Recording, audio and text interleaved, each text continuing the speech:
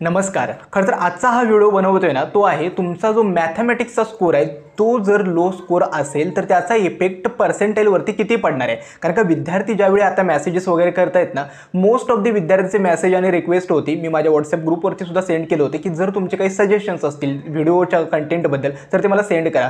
Most of the विद्यार्थ्यांचा एक problem होता की ते बोलत होते की मॅथमॅटिक्समध्ये जर स्कोर लो आला तर त्याचा पर्सेंटाईलवरती काय इफेक्ट पडणार आहे आणि जर मॅथमॅटिक्सच्या लो स्कोरवरती पर्सेंटाईल कितीनं कमी होऊ शकतं किंवा पर्सेंटाईल आहे तितकं राहणार आहे की नाही. मग या सगळ्या क्वेरीज मी आजच्या या व्हिडिओमध्ये सांगणार आहे आणि आजच्या या व्हिडिओमध्ये मी तुम्हाला एक 2 टास्क असाइन करणार आहे ती तुम्हाला कंप्लीट करायची आहेत. खरं तर आजचा जो व्हिडिओ आहे ना तो एंडिंगपर्यंत नक्की बघा. एंडिंगला मी सगळ्या गोष्टी क्लिअर केल्या आहे की स्टेप स्कोर काय असणार आहे यावर्षी, त्यामुळे आजचा जो व्हिडिओ आहे तो एंडिंगपर्यंत नक्की बघा.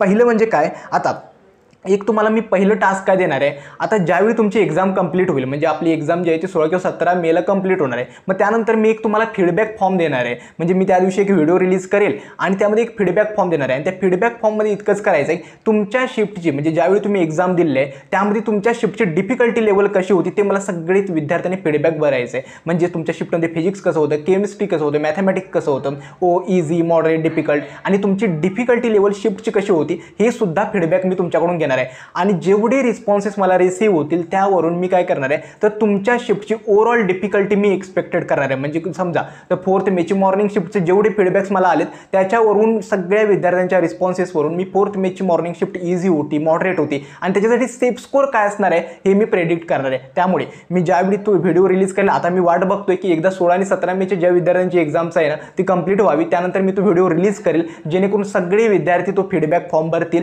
आणि मला जे रिस्पॉन्सेस रिसीव्ह होतील त्यावरून एक बेस्ट प्रेडिक्शन मी सांगेल की तुमचे शिफ्टची डिफिकल्टी खरंच डिफिकल्ट होतं का तुम्हालाच फक्त ती शिफ्ट डिफिकल्ट गेली की इझी गेले हे सगळं मी सांगेल. आता दुसरं एक टास्क सांगायचं आहे की मी काल व्हॉट्सअप ग्रुपला सुद्धा माझ्या विद्यार्थ्यांसाठी सेंड केलं होतं की आता येणारे जे व्हिडिओ असणार आहेत ना हे काउन्सिलिंग रिलेटेड व्हिडिओ असणार आहेत. म्हणजे कोणत्या चॅप्टर म्हणजे तुमचे डॉक्युमेंट्सपासून स्टार्ट होतील त्यानंतर सगळी जी काउन्सिलिंग प्रोसेस आहे म्हणजे पुढचे 2 ते 2.5 महिने जर बघाल तर चॅनलवरती हेच सगळे व्हिडिओज मी रिलीज करणार आहे. तुमच्या हॉस्टेल्सपासून, कॉलेजच्या फीजपासून, कॉलेजची रँकिंगपासून सगळ्या गोष्टी मी एक्सप्लोर करणारच आहे. मग इतकंच करायचं आहे की तुम्हाला मला काही सजेशन्स द्यायचे आहेत. म्हणजे तुम्हाला कोणत्या नवीन टॉपिकवरती व्हिडिओ हवेल किंवा कोणत्या गोष्टी क्लिअर करायच्या आहेत. जे विद्यार्थी ड्रॉपर्स वगैरे असतात त्यांच्या काही क्वेरीज असतात की आम्हाला एक्स्ट्रा काही डॉक्युमेंट्स वगैरे असतात, मग अशा ज्या क्वेरीज असतात ती माझ्या नजरेतून सुटू शकतात. मग तुम्ही काय करा, मला त्या कमेंट सेक्शनमध्ये कळलं ना तर ते खूप चांगलं होईल. आता प्रत्येक विद्यार्थ्याला काय वाटतं की मी कमेंटमध्ये रिप्लाय वगैरे देत नाही. होतं असं की कमेंट्स वगैरे भरपूर येतात, जेवढे शक्य असतील तितके रिप्लाय मी द्यायचा प्रयत्न करतो. मात्र एक आहे, तुमच्या सगळ्यांच्या कमेंट्स मी वाचत असतो.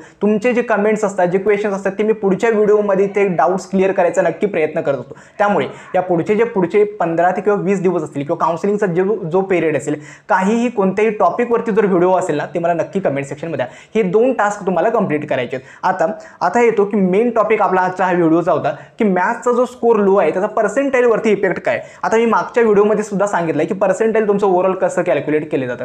एक तर पर्सेंटाईल हे प्रत्येक सब्जेक्टवरच्या स्कोरवर डिटरमाइन होत नाही, तर टोटल स्कोर जो आहे आपला 200 पैकी आपण किती मार्क्स स्कोर केलेत त्याच्यावरती पर्सेंटाईल डिटरमाइन करतं. ज्यावेळी तुमचा रिझल्ट हातात येईल ना तर त्यावेळी तुम्हाला फिजिक्सचं पर्सेंटाईल दिसेल, केमिस्ट्रीचं दिसेल, मॅथमॅटिक्सचं दिसेल आणि टोटल पर्सेंटाईल दिसेल. मग फिजिक्स, केमिस्ट्री, मॅथमॅटिक्सचं ॲव्हरेज पर्सेंटाईल म्हणजे टोटल पर्सेंटाईल मुळीच नसतं. टोटल पर्सेंटाईल हे आउट ऑफ 200 तुमचे किती मार्क्स स्कोर केलेत याच्यावरती डिटरमाइन करतं. त्यामुळे भलेही तुमचं मॅथमॅटिक्स जरी डिफिकल्ट गेलं तरी एक जी पॉझिटिव्ह गोष्ट काय आहे तुमची, तर तुमचं फिजिक्स आणि केमिस्ट्री भरपूर विद्यार्थ्यांना खूप चांगले गेले. केमिस्ट्रीला तर विद्यार्थी बोलतो की दादा 40+ किंवा 45+ तर आरामात पडतील. मग जर आपलं की मॅथमॅटिक्स जरी डिफिकल्ट गेलं तरी तो जो उरलेला स्कोर आहे म्हणजे मॅथमॅटिक्समध्ये एक 5 किंवा 10 मार्क्स जर इकडे तिकडे झाले तर ते आपण फिजिक्स आणि केमिस्ट्रीमध्ये स्कोर केलेले आहेत विद्यार्थी. त्यामुळे ती एक तुम्ही घाबरायची गोष्ट नाही आहे. दुसरं म्हणजे काय, पर्सेंटाईलवरती फॅक्टर म्हणजे पर्सेंटाईल इफेक्ट करणारा दुसरा फॅक्टर आहे ते म्हणजे काय, शिफ्ट वाईज टॉपर्स किंवा शिफ्टची डिफिकल्टी लेवल. आता एखाद्या समजा 10th मेची शिफ्ट होती, विद्यार्थी बोलत होते की खूप डिफिकल्ट गेले. 10th मेच्या मॉर्निंग शिफ्टमध्ये समजा एक मॅथमॅटिक्सचा पेपर खूप डिफिकल्ट आलाय तर तो फक्त तुम्हालाच डिफिकल्ट गेलाय का, मुळीच नाही आहे. जे शिफ्टमध्ये सगळे विद्यार्थी ती एक्झाम देत आहेत त्या सगळ्या विद्यार्थ्यांना तो पेपर डिफिकल्ट गेलाय. त्यामुळे जो टॉपर्स असणार आहे त्याला सुद्धा JEE मेन्स लेवलच्या क्वेश्चन्समध्ये काही ना काहीतरी प्रॉब्लेम आलेलेच आहेत. त्यामुळे ती काळजी करू नका की तुम्हालाच फक्त डिफिकल्ट आहे. जर ती शिफ्ट खरोखरच डिफिकल्ट असेल, तर मॅथमॅटिक्स लेंदी आणि टफ असेल, तर त्या शिफ्टचे टॉपर्सचा जो स्कोर असतो तो सुद्धा कमीच येणार आहे आणि टॉपर्स नंतर जे विद्यार्थी त्यांचा सुद्धा स्कोर कमीच येणार आहे. त्यामुळे तुम्ही ही काळजी करू नका की तुम्हाला पेपर डिफिकल्ट गेला म्हणजे तुमचंच फक्त मार्क्स कमी येणार आहेत.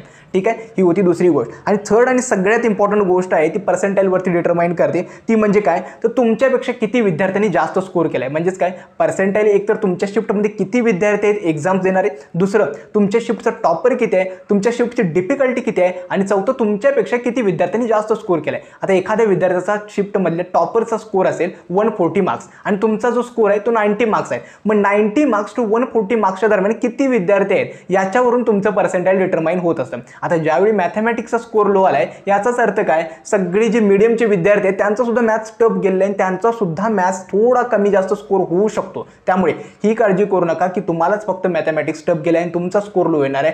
पर्सेंटाईलवरती या सगळ्या गोष्टीचा म्हणजे इफेक्ट होत असतो. त्यामुळे ही काळजी करू नका. कारण का मला अजूनही वाटत आहे, गेल्या वर्षी ज्यावेळी मी विद्यार्थ्यांचे रिस्पॉन्सेस वगैरे घेतले होते ना, अराउंड गेल्या वर्षी 58 to 62 मार्क्स म्हणजे 58 ते 62 मार्क्सवरती काही विद्यार्थ्यांना मॅथमॅटिक्स या स्पेशली सब्जेक्टमध्ये 99 पर्सेंटाईल मिळालं होतं. म्हणजेच काय, जर मॅथमॅटिक्सची शिफ्ट डिफिकल्ट येत असेल तर त्या शिफ्टमध्ये कमी मार्क्सवर चांगलं पर्सेंटाईल मिळतंय. मी पुन्हा एकदा सांगतो आणि प्रत्येक व्हिडिओमध्ये सांगतोय, जर तुमची शिफ्ट डिफिकल्ट असेल किंवा मॉडरेट टू डिफिकल्ट असेल ना, यावर्षी सुद्धा कमी मार्क्सवरती चांगलं पर्सेंटाईल मिळणारच आहे. आता गेल्या वर्षी मला अजूनही वाटतंय की एका विद्यार्थ्याचं म्हणजे प्रथमेश जाधव विद्यार्थ्याचं फिजिक्समध्ये 24 मार्क्स होते, केमिस्ट्रीमध्ये 38 मार्क्स होते, मॅथमॅटिक्समध्ये 68 मार्क्स होते आणि पर्सेंटाईल होतं 99.52 पर्सेंटाईल. म्हणजे विचार करा, त्या विद्यार्थ्याचा फिजिक्समध्ये फक्त 24 मार्क्स होते आणि मॅथमॅटिक्समध्ये 68 होते. याचाच अर्थ काय, त्यानं स्कोर जो होता तो आपला बॅलन्स ठेवायचं काम केलं होतं केमिस्ट्रीमध्ये 38 मार्क्स करून करणार. त्याची शिफ्ट जी होती ना ती डिफिकल्ट होती. त्यामुळे तुम्हाला इतकंच करायचं आहे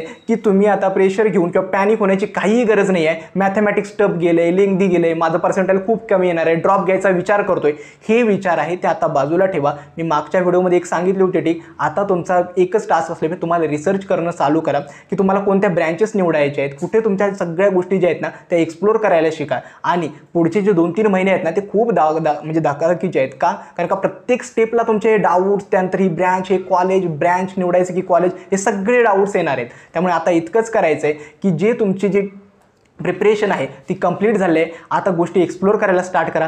चांगली ब्रँच, तुम्हाला कॉलेज कुठे घ्यायचं आहे, त्यानंतर तुमचं म्हणजे कॉलेज गव्हर्नमेंट हवेत की प्रायव्हेट हवेत, ती कशी आहेत, या सगळ्या गोष्टी एक्सप्लोर करायला स्टार्ट करा. आणि पुन्हा एकदा शेवटी सांगतो, जरी मॅथमॅटिक्सचा स्कोर कमी आला काळजी करू नका, सगळ्या विद्यार्थ्यांनाच मॅथमॅटिक्स यावर्षी टफ गेलेला आहे, टॉपर्सना सुद्धा टफ गेलेला आहे. त्यामुळे कमी मार्क्सवर चांगलं पर्सेंटाईल यावर्षी मिळणारच आहे. कसं आजचा हा व्हिडिओ कसा वाटला हे देखील मला कमेंट सेक्शनमध्ये कळवा. आजचा हा व्हिडिओ मी येथेच थांबवतो. धन्यवाद.